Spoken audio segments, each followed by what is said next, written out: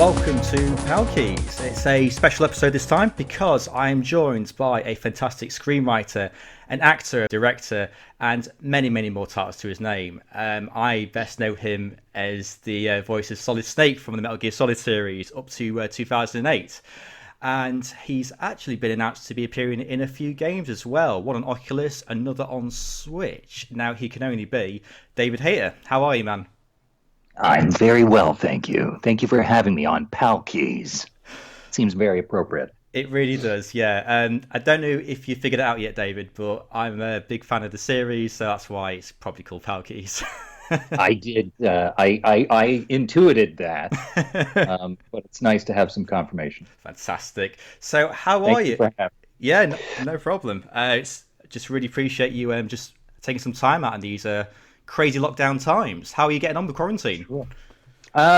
Well, surprisingly well. I feel badly for everybody. It's hard on so many people, but for myself, I'm a screenwriter, so I'm mostly at home anyway. I Yeah. do all my work in my home office. It really, hasn't changed my life too much.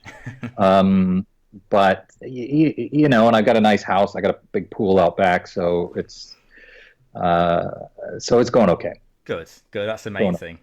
And I'm working on a show for Netflix, which I think they're going to start doing the marketing pretty soon for season one, called Warrior Nun. Wow. So I'm a producer on that, and so I've been working from home on that, which is very fortunate. Oh, brilliant. So, is that going to be released very soon, or is it just kind of been shut down because of I quarantine? believe it got no. We had the whole first season shot and finished. We were waiting on. It's going to open in 190 countries, so we were waiting on all the translators. Wow.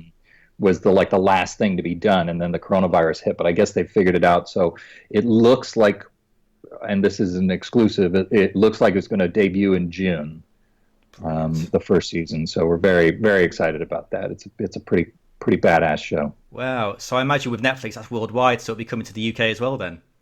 Oh yes, Amazing. yeah, and it's shot. I mean, it's an American Canadian show, but it's shot in Europe, so it's very European centric as well. So we expect it to play all across the continent there. Amazing. I mean, it's like I said in the intro. I mean, you're about to be appearing in a few games as well, alongside being involved with this Netflix series. Because we've got the Oculus game. You're playing a Russian general I've seen as well, which looks really good. Yes, I'm General Zurov in Phantom Covert Ops, which is very exciting for me. Yeah. Yeah, absolutely. And yeah, of course, you're the Whisper in Steam Dolls, isn't it? I am the Whisper. Yeah, yeah. Yeah, that's a really beautiful game. Sort of 2D scroller, but it's just spectacularly designed. Game out of France, and they got in touch with me and asked me if I would play the Whisper, and it's a really cool game. So there's a Kickstarter up for that now, Hmm. to put together the full game. Wow. But people can check out the demo and the demo video, which I'm in. Right, yeah, absolutely. I mean, I've been looking at it, and it looks like it's coming out to all the platforms. You've got Switch, PlayStation, the lot. So yeah, it'll be pretty hard to avoid, to be honest, which would be great. That's right. That's right. I try to be hard to avoid. That is the main thing, My isn't it? career goal. Yeah. And of course, like we said, like you're playing the General Zurov in Phantom Covert Ops, which is a VR game, an Oculus, which is looks pretty good from what I've seen from the videos. I mean, from what I saw, It's really cool. yeah. I mean, from what I saw from your interview on IGN, I mean, there's like a camouflage kayak, and you got everything. I mean, you need a camouflage kayak in a game for it to just go well, don't you? It's got to be done. I'd never, it never occurred to me before, but I played the beta version of it before I recorded it, and it's really cool. I mean, it's very much like a VR Metal Gear style stealth game, Hmm. except you're in this tactical kayak and you're sort of moving through reeds and hiding from lights and soldiers and stuff like that. And the gameplay of it is astounding. It's next level. So Yeah. very be a part of that. Yeah, I mean, it's just amazing, isn't it? Just how VR is kind of crossing into this gaming world now because it's becoming almost an affordable thing now. Because years ago, it Yeah, would just be a technical demo. You maybe just wave a sword around like a lightsaber and that's it. But right. now you've got a camouflage kayak in full Yeah, VR. So it's full amazing. VR. You are in that world, and yeah, and the kayak mechanics are like you take the handsets and you actually do it like a kayak, and you can like pedal, row backwards. You can like sort of lay the oar in the water and Mm. turn, and it's really it's very very realistic. Yeah, I mean, that's going to be released in June as well, isn't it? Next month. Correct. Yeah. Wow, so you've got the Netflix series and Phantom as well in the same month. So pretty busy month, isn't it? It is. Yeah, it's so funny because I work constantly, but especially as a screenwriter, sometimes these things don't come. You work on something for a year or two, and it just doesn't get made, Mm. or what have you. And people are like, when are you going to work again? And I'm like, well, I work all the time. But then suddenly there's just an avalanche of things coming out, which I'm a part of. Also, I think you were going to mention The Devil's Mile, uh, which is a film I did directed by Joe O'Brien in Toronto a few years ago, where I play Toby, who is a mafia psychopath, which was really with this trucker stash. It was a really fun part, and we're so Shudder is going to be putting up Devil's Mile May 11th. So if you want to see me bludgeon a bunch of people with a tire iron, now's your chance.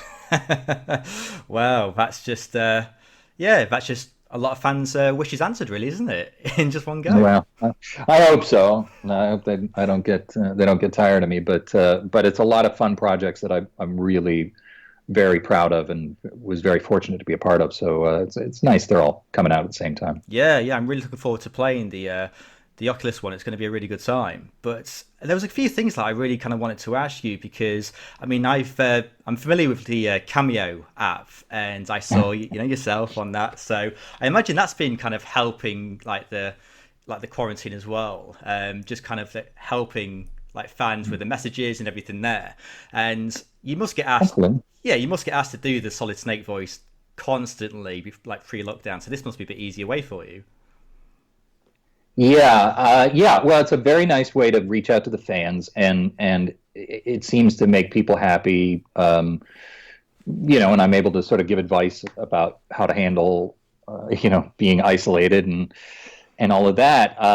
It's always the request is always for the snake voice, and I think I've done almost 1,300 cameos now, so Wow. it's a lot. It's a little tough to keep up with. In fact, I should check it and see because it's just they're just constantly coming in. So yeah, I have 23 waiting for me right now. Wow. That must Christ, that's amazing. How like long have Yeah, you been doing like the cameo for? just a year and a half. Wow, a year and a half. Wow, okay. That's pretty decent. Like a year and a half of 1,500 and of course even many more pending. Uh Yeah, yeah. I didn't. I mean, I expected it to be a curiosity, but it really a few of the cameos went viral, and so the whole thing just exploded, and it's a lot, but it is a nice way to keep in touch with the fans and hopefully bring a little smile to people's faces in these dark days. Absolutely, yeah. I mean, I've just got a few mutual friends who have had a cameo from you, and like someone's like Oh, yeah. got to wish a happy birthday and things like that, or recommended them to use CQC, which I recommend in these times. That's right. It's best to remember the basics of CQC. So that's just one of many things that could be done with cameo. I mean, why have a press conference from any political party advising when you just have Solid Snake just help you through the way? That's right. Cut through the bull crap. That's fantastic. Oh, and then one other thing I've got. So I also play Zengetsu in Bloodstained: Ritual of the Night, and they just released yesterday I believe they released Zangetsu as a playable character, so he's pretty badass as well. I would be remiss if I didn't mention that one. Of course, yes, of course. There was like another, there was like another series I wanted to ask you about as well. It's been kind of off rumored, not really sure what's going on with it. There's a series of World War Three.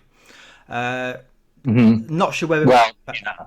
Well, World War Three, that's a good example of what happens to these writing projects. So I got hired by Fox to write this series under their limited series event programming department. Right. And we put together the pilot and the whole thing. And then when I handed it in, they were like, "Oh, we closed that department." Oh, And nobody let me know. So we were kind of dead at that point. So, hopefully the project will be revived. But I don't know that there's anything going on with it right now. oh, that's fair enough. No, it's just one of those things because I think we just all know that all these release dates are being pushed back, delayed. We don't know what's going on. I mean, 2020 is just it's a missing year almost, isn't it, with a lot of productions? Yeah, it's a mess. It's a mess. It's really a shame that it's interfered with production the way it has. But writers are still being hired, thank God, and the studios are banking scripts to get back to work when we can. Yeah, yeah, absolutely. Yeah, that's the thing. And I do need to kind of maybe raise a couple of questions about that Metal Gear series that just a few people know about, apparently. Metal Gear, of course. Of course. What do you want to know? Well, I mean, I've been, of course, with my guests, I like to do research. I never want to be unprepared, just to make you feel at ease. And of course, I mean, Metal Gear has been around since '87, and it didn't really go stratospheric until Metal Gear Solid, until '99. Like, I don't want to make you feel a bit old there, David, but 21 years ago now, Can't help feeling old. I mean, I was 10 years old, when it came out, and I don't know when my parents like. I'll go to hell. But I mean, the game was I just remember it as just being a time where it just kind of like showed like there was a way of just how storytelling could mix with playing a game. Really, it wasn't just point A to point B. And I think with yourself and every voice actor, it just kind of really defined it, and it was just great, really to see. But my question is, why do you think the game is so remembered fondly after all this time? Well, as you say, it was a groundbreaking creation that brought cinematic storytelling to gaming for really the first time. And I mean, partially it's because nobody had ever seen anything like it. Partially it's because Kojima's game design is so unique and brilliant. While there have been many cinematic games since then, none of them have the same tone and the same style that Kojima brings to Metal Gear. I mean, even every Metal Gear game is different and unique unto itself. So, when the first one came out, it was just shocking to people that such a thing even existed. And it's so weird, and it's funny, and it's compelling, and it's heartbreaking, and it's like writing a great novel or something. It doesn't matter how old it gets. If you've written something truly original and truly, that's an amazing experience all the way through, it will endure. And that's how I've always felt about Metal Gear Solid. It's just, I love it to this day, and I think you could still play it to this day, and it holds up as just an amazing gaming experience. So, it's just it transcended the genre, and in a way continues to do so. Yeah, I think I've lost count on how many times I've played it now. It's a bit ridiculous, but it's... Yeah, too. I haven't played it in a long time. I'd like to go back. It's really fun for me to play, in particular because I'm a long time video game nerd, and to be able to hear myself playing an awesome kick-ass hero is always it never gets old. No, I bet. But that's the thing. I mean, like even like before Metal Gear Solid, you had something like Tomb Raider, for instance, in '95, where Mm. it had like three-dimensional game storytelling there. But I think, like I say, with Metal Gear Solid, it had cutscenes, it had actual full motion video in a PlayStation Yeah. game. So it was just, And you couldn't do that at the time. Every cutscene was like, oh, you'd cut to like a really nicely rendered character, and then if you went back to the gameplay, it would be, all polygonal and rough. But that's why Kojima left Snake's face blank, mm, um, because it was the very first game that the character you were playing went straight into the cutscenes, mm. without any change, and that was a huge leap forward, and really brought people into the game in a very cinematic way.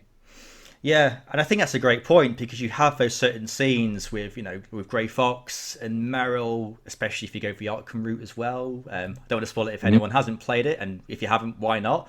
But That's true.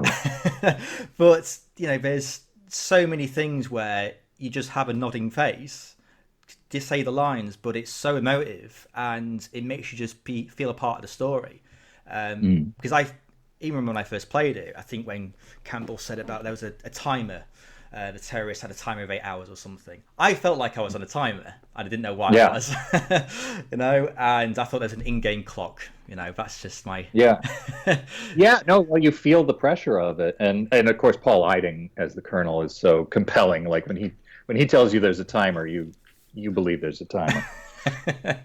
Yeah, that's it. That's it. And the thing is, I mean, even when you were like saying the lines in the game in those 8-hour recording sessions, from what I've seen, I mean, did you know, like maybe during the time that the game had something special, or was this maybe just another job for you? No, no. Well, first of all, it was the lead character, so that's always something you want to take seriously. And second, when I went in, well, I mean, even from the time I auditioned, when I auditioned, they had the original Yoji Shinkawa artwork, Right. of the different characters up on the wall, so you could see it, and those images were so compelling. And then my first day of recording, they played me the cutscene, of when the Hind D gets taken down, and it was just this massive cinematic, you know, effects laden sequence, and I knew at that point that they were attempting to make, a AAA level game, and that this was a big swing for PlayStation. But I've been involved in those things before, and sometimes they come out and they're amazing and they last forever, and Mm. sometimes they just don't work out well at all. And so I knew it would be unique, and I knew that they were really going to push it hard, but I did not know that I would still be talking about it 21 years later. Yeah, especially on a podcast like this, David. Yeah. I'll talk about it wherever I can get it. But yeah, that's the thing. I mean, I remember when it came out, and then the VR missions, which I just played to death. It was crazy, and playing as a Right. ninja. And I mean, this was a time where I didn't have a PC in my parents' house. So the first time I saw Metal Gear Solid 2 was on this disc with a magazine that I just saw in a shop. Didn't obviously pay for the magazine. I paid for the disc. I paid for the video. You know. Right, right. And even though I regard Metal Gear Solid 1 as a all-time favorite game of mine, the second one, it seems like it feels like it's so forward-thinking that there's things and themes that could be reflected today with, say, like Russians and hacking and everything there. And with like Metal Gear Solid 2, I mean, did you think that there was going to be a sequel? Were you aware that there was going to be a sequel, or were you just kind of waiting for the phone to ring to come back? Well, I didn't know if there would be a sequel. I kind of hoped that there would be. I wasn't waiting by the phone because right after I did Metal Gear, I ended up working on the X-Men movie, which was my big break as a screenwriter. So suddenly my entire life changed. And by the time they called me for Metal Gear 2, I was writing the Chronicles of Riddick and the Hulk at Universal. And so I was like, I don't have time to do a video game, because they take a long time to record. And they were like, "We really want you back." And I was like, "Oh, okay." So I found the time, but I was literally, I'd be recording and then I'd go upstairs in the sound studio and I'd be writing the Hulk, you know. So it was a stressful time. Yeah, I bet, and that's like kind of a good thing with X Men because, and you had Metal Gear Solid and then X Men, which to me was the first like Marvel movie that I just kind of really got into because X Men was one that I got into through the animated series in the '90s. So Sure, it was yeah. a Saturday morning cartoon for me, alongside Spider Man, where you voiced Captain America as well. I was Captain America on Spider-Man, and they actually used my Captain America on the X-Men series as well. Wow, yeah. So I'm just kind of like rewatching that on Disney Plus right now, and it's very surreal watching that, seeing on my iPad. Yeah. But I think it was like a great example, especially like the screenplay that you had written, David, that it made the characters like real, like how Batman Begins did, like even 6 years, way after the two films came out. It made you feel like they were believable, which was a great thing. Oh, And it was yeah, thank and it you. was it was a great thing. I mean, it's did you kind of like read the team when you were growing up, or was it something that when you kind of offered a screenplay, you kind of looked at the comics then?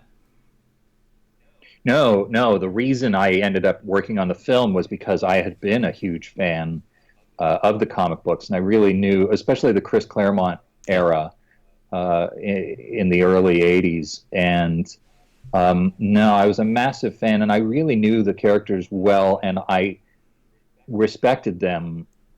It was like adapting a great novel or something as far as I was concerned. And so my goal was to take the tone of what they had done in the Chris Claremont era and take it as seriously as they did. And these were real people and they had real relationships and heartbreak and pain and bigotry, and the themes were all amazing. So um, we were coming on. I think the last big comic book movie before us was Batman and Mm. Robin, which I love Joel Schumacher, but that one sort of went off the rails and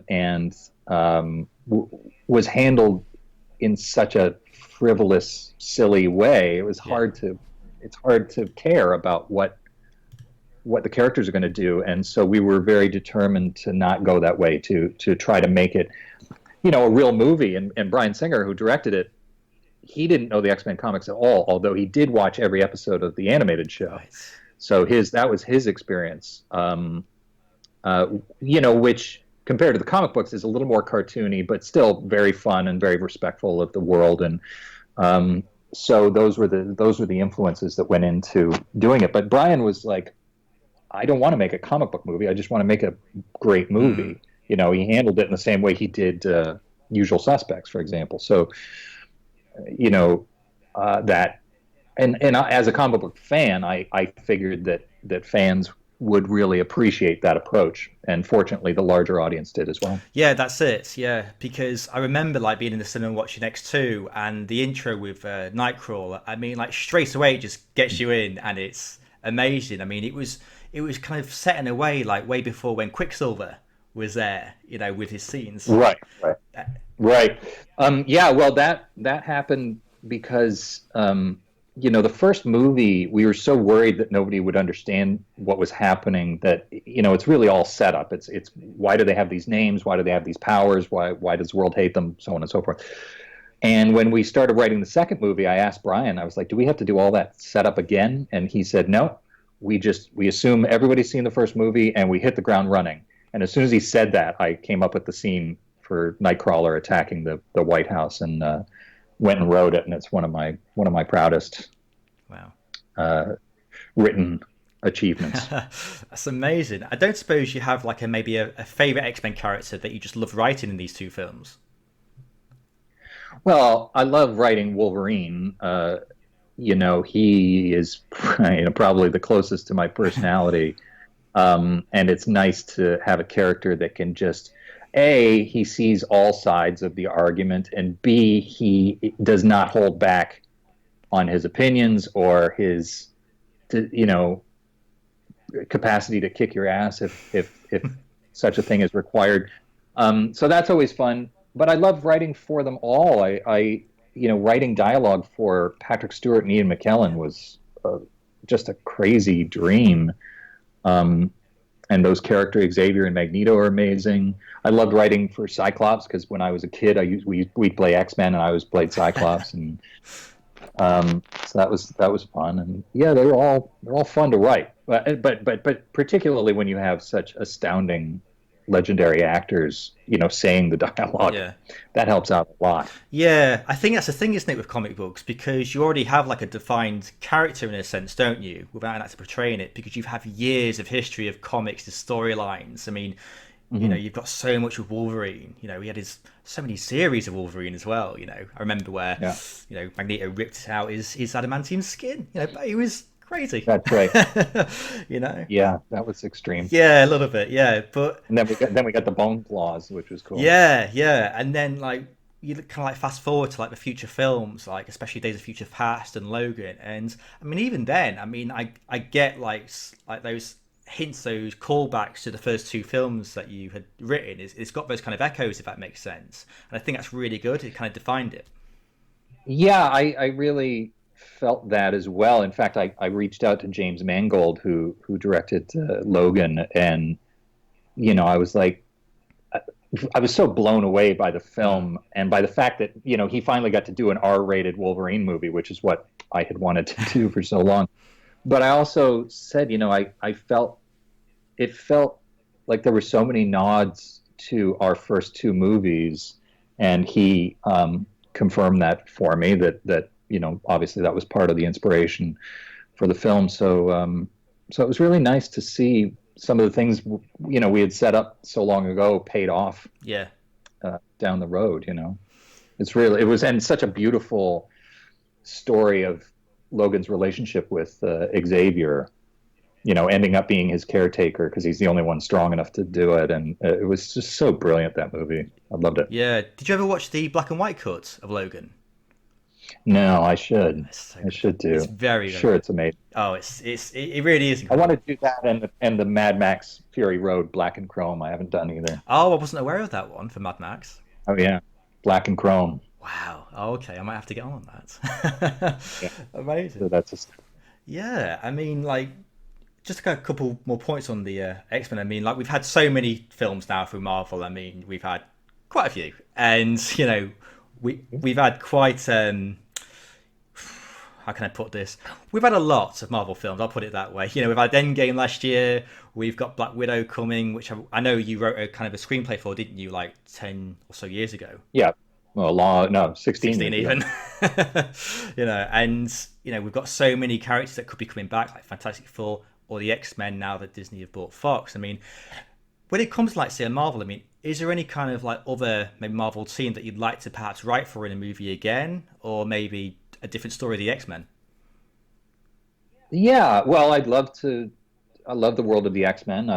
And obviously it's a lot easier now. The audience is so familiar; you can really take some chances and do some different things. So I'd love to do that. I love the Marvel characters and universe. So yeah, if something interesting were to come up, I would be down to do that. Like anyone in particular, perhaps? Well, I was really pushing hard back in the day to try to create a gritty Daredevil series, but then they did it. So that was sort of a bummer that I didn't get to do that. Um, I don't know. I mean, I would say there's very few Marvel characters that I wouldn't want to write. I mean, it's they're all pretty fun. Yeah. But the X-Men are my favorite, always have been. Yeah, fair enough. And just like a final thing from it, it's on the like anything from like say the story of the X Men is like a particular story that stands out for you from the X Men comic series. Well, obviously, the Dark Phoenix saga was where I first really fell in love with the X-Men. Where I was just so stunned by how that ended, and Days of Future Past was a favorite, and I thought that movie was astounding Yeah, and really well executed. Um, X-Men 2, we started, the basis of it was the graphic novel God Loves, Man Kills, which I had loved. So, there's a bunch of stories that I love from the X-Men, but we pretty much exploited them all. Yeah, that's it, isn't it? Yeah. Yeah, there's so many that could be in there. I mean, maybe even like another Age of Apocalypse, perhaps. I mean, they did like a film of it, but just a whole thing with those futures. I mean, but to be honest, I'm kind of like working off the animated series. To be honest, that's my main history. Right, but a lot of that came from the books I'm talking about as Yeah. well. Came from the Chris Claremont era, and so yeah, I'm sure we have similar stories. Did they ever do the? There was like the Alien series where they were fighting these scaly aliens, and then you'd get stung by them, and then you'd start to turn into an alien. Yes, I remember that one. Remember that one? Yeah. Was that in the cartoon? And then Logan got stung, and it tried to turn him into a thing, but it couldn't because the adamantium skeleton and his healing factor. And then he was just all like scarred all over and half bug man, and it was wow, it was awesome. Yeah, so good, man. So good.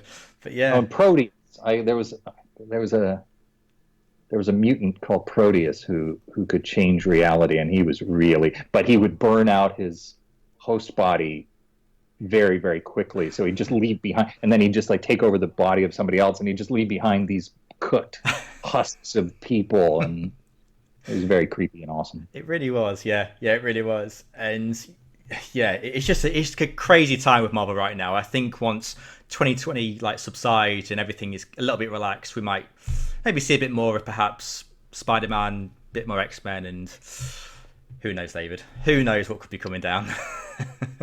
They'll all be coming down in some form or another, as long as there's profit to be had. Yes, that is true. Yeah, but I kind of wanted to talk a little bit about the remakes in games as well, because that's a massive thing right now. I mean, Yeah. there's remasters, there's remakes, there's rumored remasters and remakes as well.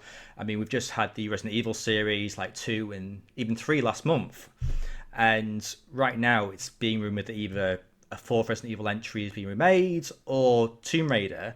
But of course, people have asked you, like they did on IGN, about Metal Gear. I mean, I know with your appearance in the VR game, I mean, definitely with your experience from that, do you kind of see maybe possibly a remake of Metal Gear in the VR world at Shadow Moses, or maybe something else? I mean, I think that's certainly a possibility. I mean, it's so hard because the rift between Kojima and Konami, it's hard to know what is going to happen. But I would certainly love to. I mean, I would be the first one to buy a VR Shadow Moses infiltration game. Yeah, obviously the Metal Gear games are ripe for remaking. I mean, I would think they'd probably remaster them like the Resident Evil games. I think remaking them would be superfluous. They're already they pretty much stand up to this day. Yeah. I suppose you could do more of an open world Metal Gear Solid type of thing, but I'd be surprised if they had us come in and re-record all the games again. I'd be down to do it, but I don't know. Who knows? Who knows what they'll do? Yeah, I mean, it's a weird thing because, like, even without realizing with the series, it had its first taste of a remake. Well, just after Resident Evil one on GameCube, where Metal Gear Solid: The Twin Snakes came out on GameCube, and I remember playing it. I remember, of course, you came back for that, and it had the controls from Metal Gear Solid 2, so it made some bosses like Ocelot very easy with first person. What were your thoughts on Twin Snakes compared to the original game? I was just thinking about playing Twin Snakes again. I still have a GameCube hooked up. What did I think about it? Well, that one we did re-record the entire game because the sound card on the PS1 wasn't as good as the GameCube, so you could hear like traffic in the background from when we recorded the first game. So, we got most of the main cast back. Really, my intention there was to try to replicate the first game as closely as possible because it was already a beloved title, and I felt like it would be jarring for people if it was too different. I kind of looked at it as we are bringing that same experience to the GameCube, and I don't know that I was entirely successful. I think I was more growly. I was sort of finding my way through Snake. I mean, really through all of the games, and I think I was too growly in Metal Gear 2, or in the Twin Snakes, but I've learned to live with that. No, that's fair. Yeah, I remember playing it. I remember having a good time with it. But yeah, I just preferred the original, David. I have to say. I mean, you got the original voice of Grey Fox there. You got the music as well. And to me, with Twin Snakes, I think because it was released in 2003, a lot of bullet time as well. I remember a lot of bullet time. Right, right. Yeah, probably. Yeah, everybody was influenced by the Matrix at that point. Yeah, every single game was doing it.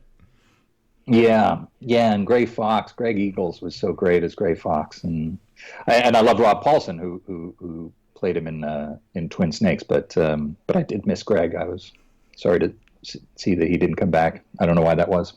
Yeah, that's the thing. I mean, it's a strange thing, especially with remakes, because you have, like, say, DLC packs with Resident Evil 2 where you can buy the classic skins of PS1 and see how they look, Right, and don't get me wrong, it looks out of place. It's like Steamboat Willie almost, a cartoon in a black right, and white scene. But right, I think with Metal Gear, I mean, there's been times with the later games, such as Phantom Pain, where you had the polygon Metal Gear there. I mean, personally, I preferred the original games, but I finished it once and that was enough for me. And I played Metal Gear right. Solid, and it's all fine. But the thing is, it feels like with Metal Gear, it could be ripe for a return. I just don't know where, because, like you say, Kojima and Konami have a rift at the minute. Yeah, you have to work that out to really accomplish these. I mean, it may be that Konami just owns the rights and could do a remaster of them on its own, but that's just speculation. I have no idea. Yeah, that's fair. No, that's fair. And like a final point on this, I mean, with, like, say, the consoles coming out at the end of the year, you've got Series X, you've got PS5. It's like game preservation being a massive topic right Hmm. now, and because of PS5 and Series X, there's no confirmation whether you can play games from PS1 or PS2 or 3 at the minute.